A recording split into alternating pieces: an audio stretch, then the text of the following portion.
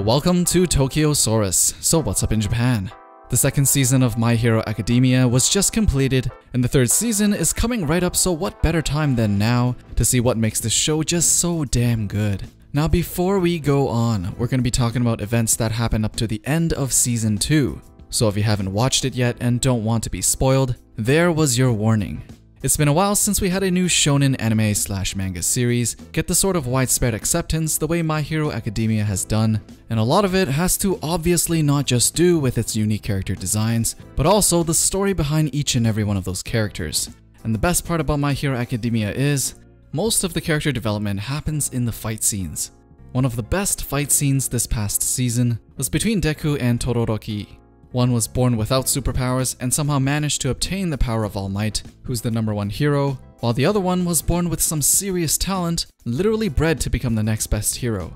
Two completely different characters both in personality and upbringing. Deku received his powers for his qualities and hard work, while Todoroki was born with his powers Deku could only have dreamed of, but as a result had to suffer a terrible childhood from his father for it. Both of them suffered while growing up, but could not have a more different path coming to the day they finally fought each other.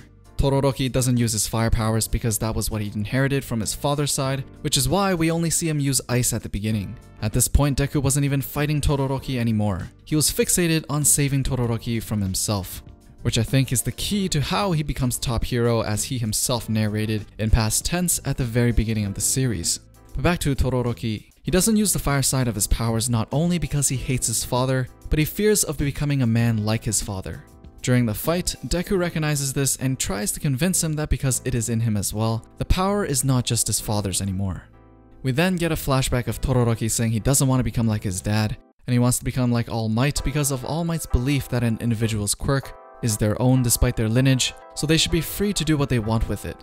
This whole backstory set up the next part to come when he finally unleashes his full powers in all its glory, which encapsulates his inner conflicts in the form of fire and ice, which we can see starts off as a little flame on his arm to a full-out blast that covers the entire arena. Obviously, just because Todoroki finally used fire on Deku doesn't mean he fully accepts this part of him, and we can see that being addressed even in the aftermaths of the fight, which is why the show is truly special. The characters feel real. Problems don't just go away in real life, it's always a process, it's a constant fight every single day. But through the epic fight with Deku, he took the first steps toward acceptance, and thus has taken the next steps towards growing into a better person. With a cast as big as My Hero, everyone with their own motivations and drive to become a hero or a villain, it is tough to make every side character interesting, or even decide to give them screen time to develop. But somehow My Hero Academia is able to do that, and that is something that I think not a lot of battle shonen has been able to do recently, at least very well. And that is one of the biggest reasons why I enjoy this show so much. Season 3 is coming right out after a week's break, and for those of you reading the manga, please don't spoil anything for the anime watchers in the comments. The show is just too good to be spoiled in YouTube comments. But the hype level in the manga is unreal right now, and for a show about passing the torch down to the next generation, I think it's safe to say now it has earned its right to take the torch from the original big three that was Naruto, Bleach, and One Piece.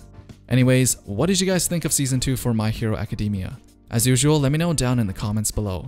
Thumbs up the video if you liked it, and don't forget to subscribe and turn on notifications for Tokyosaurus for the latest things people are talking about in Japan. Thanks for watching, and I'll see you guys in the next one.